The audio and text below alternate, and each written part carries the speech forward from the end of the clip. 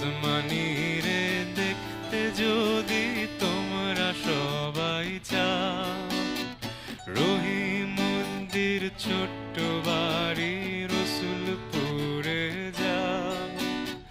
বাড়ি তো নয় পাখির বাসা, বেন্না পাতার ছানি, একটুখানি বৃষ্টি হলে গড়িয়ে পড়ে পানি, একটুখানি হাওয়া দিলে ঘর নড়বড় করে।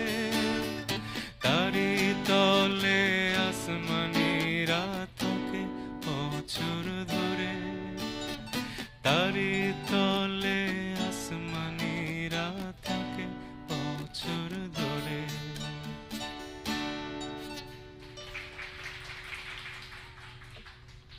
Thank you.